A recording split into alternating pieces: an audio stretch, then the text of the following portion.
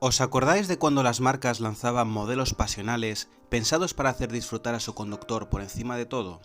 El Renault Fuego es un buen ejemplo de ello, representante de la que para mí es la etapa dorada de la firma del rombo y que abarca desde los años 70 hasta principios de los 90. Nuestro protagonista es una unidad nacional, matriculada en 1984, con motor 2000 de gasolina y acabado GTX, en proceso de restauración.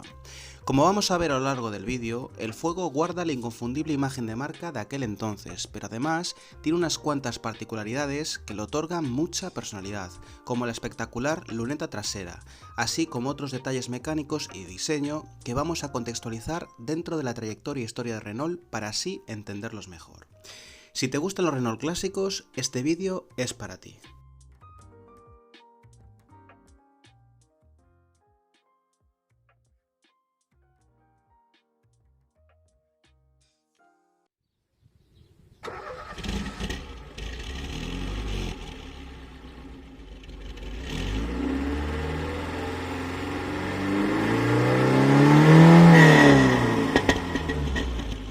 El Fuego se lanza al mercado en el 80 como un coupé de aspiraciones deportivas y configuración 2+2 plazas, tomando como base el Renault 18 y sustituyendo a los Renault 15 y 17.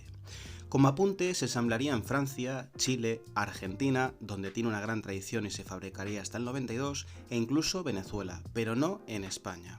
En Europa dejaría de venderse en el 86. Su bella carrocería, diseñada por el genial Robert Pront, mezcla las líneas rectas y angulosas con otros trazos más suaves, que en su momento le dotaron de mucha frescura, pero no tanto de agresividad. Este diseño, digamos, más civilizado, guarda relación con su naturaleza francesa de coche burgués, cómodo, y no tan deportiva como se puede esperar de un coupé de su planteamiento. El 15 y el 17 son los antecesores directos del Fuego, que a su vez derivaban del 12. El 17 se diferencia por su doble faro y una mayor potencia que acaricia los 110 caballos. Tras el Fuego, Renault no lanzaría coupés aspiracionales, sino derivados de dos puertas de otros modelos, como el Megane. No sería hasta el 2009 cuando tenga un sucesor directo, el bello Laguna Coupé. Y es que hoy día, para desgracia de muchos, los modelos de dos puertas están en peligro de extinción, fagotizados por los sub y berlinas de aire coupé que pretenden ser algo que no son. Las terminaciones más básicas son las TL y GTL. Por arriba tenemos los TS y GTS, que podían asociarse a una modesta caja automática de solo 3 marchas. En España, como comentaba, se ofrecía la variante GTX, y más arriba tenemos el Turbo, con motor 1006 de 132 caballos. Como curiosidad, el Fuego llegó a ofrecer una variante turbo diésel de 88 caballos que en su momento fue un pionero, aunque también fue considerada por muchos una herejía, de potencia modesta pero muy buena respuesta.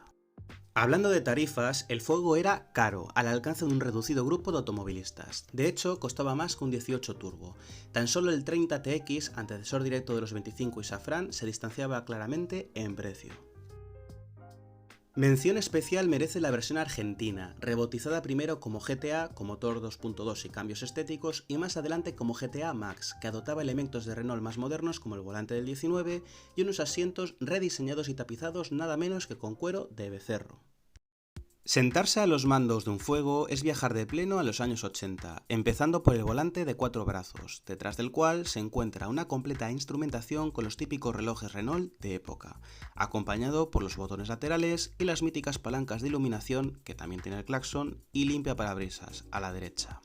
La consola central alberga un moderno reloj digital para la época, muy similar al que encontramos en el Renault 11, por ejemplo, y la característica palanca de la climatización.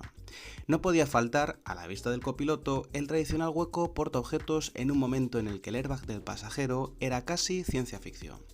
Por tanto, el Fuego es inconfundiblemente un Renault, pero al contrario que en la actualidad, donde los modelos de cada marca parecen fotocopias pero a escala, mantiene una personalidad bien definida, con rasgos de diseño propios.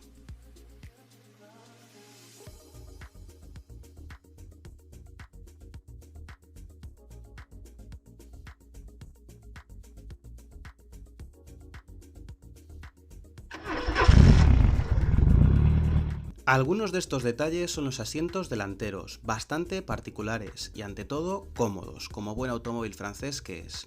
Y los traseros, que invitan a hacer kilometradas sin acusar fatiga, con un espacio de notable alto para su configuración de 2+2 y sus 4,36 metros de largo.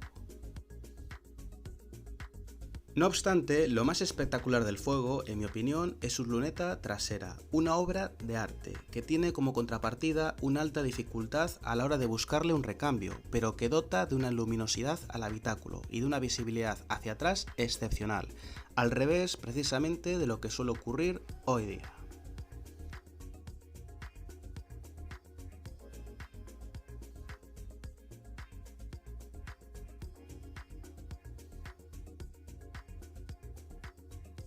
Y es que el sello de Robert O'Brien se hace patente en todos los modelos que diseñó, como los espectaculares Citroën SM y GS, o mismamente los Renault 9, 11 y 25, entre otros modelos.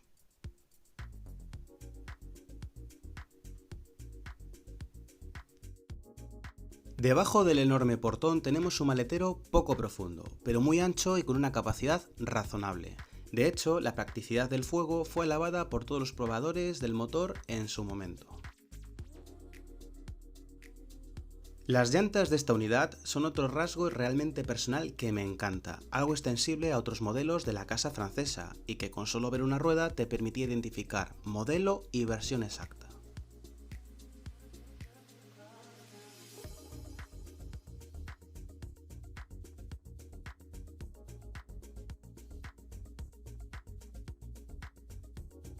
Un detalle también muy propio de los Renault de entonces y que me encanta es la denominación del acabado con la cilindrada del motor en el pilar C. Y otro aspecto no solo propio de aquellos Renault, sino de otros muchos coches franceses, son los faros antiniebla amarillos.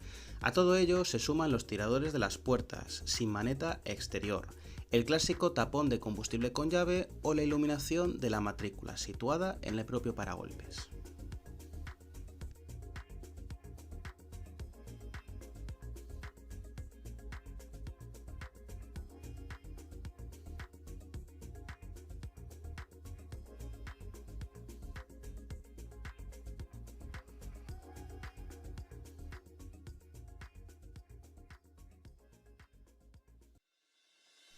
Como os comentaba, el Fuego, más que un deportivo, tiene carácter de gran turismo rutero, y no puede esconder su alma de confort y de comportamiento noble tan asociada a los coches galos.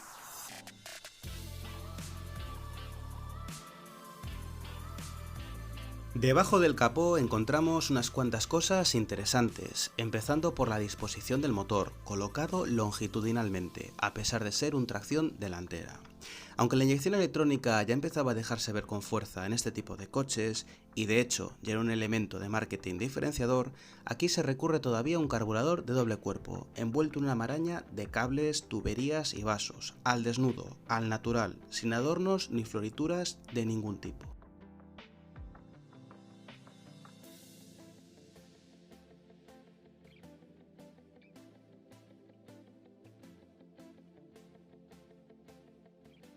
Aparte de lo que os comento, lo más destacable de esta versión en concreto es la ausencia del turbo, un elemento mecánico del que Renault fue pionera, tanto comercialmente como en competición.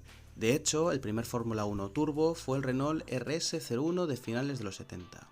Las prestaciones son aceptables para la época, pero no destacan, tampoco el consumo, desfavorecido por las exigencias de la carburación.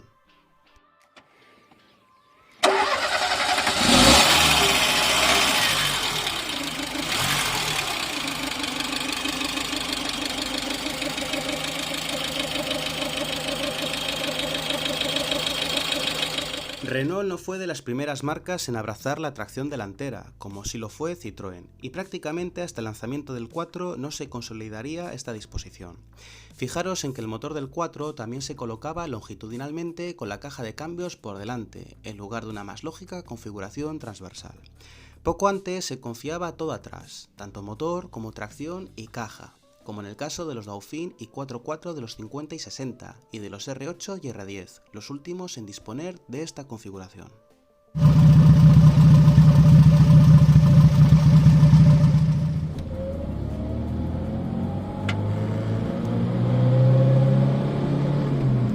En movimiento, este Fuego GTX se conduce mucho más dócilmente que, por ejemplo, un Dauphin, pero mantiene ese toque de vieja escuela que tanto nos gusta a algunos, pues el motor suena bastante y hay que estirarlo hasta arriba para que se mueva dignamente, al carecer de turbo. Por tanto, difícilmente nos veremos en una situación límite debido a un eje trasero nervioso y a que este Fuego le falta potencia para que no nos veamos en apuros. Con 40 caballos más y una suspensión más dura, ganaría muchos enteros para los que busquen emociones fuertes. Teniendo esto en cuenta, el Fuego es ideal para circular cómodamente, pudiendo llegar a rodar en ciertas ocasiones de forma rápida, pero no es su cometido. Tampoco ayudan los largos desarrollos de la caja de cambios.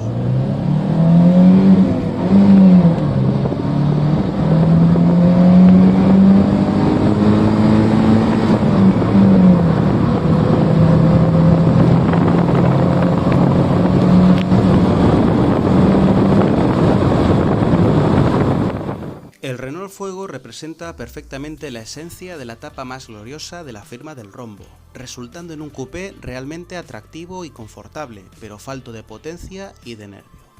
En estos momentos de transición en la industria, nos hace mirar atrás con nostalgia ante una avalancha de coches nuevos sin personalidad ni alma que contribuyen únicamente al beneficio de sus marcas. Y es que los tiempos han cambiado.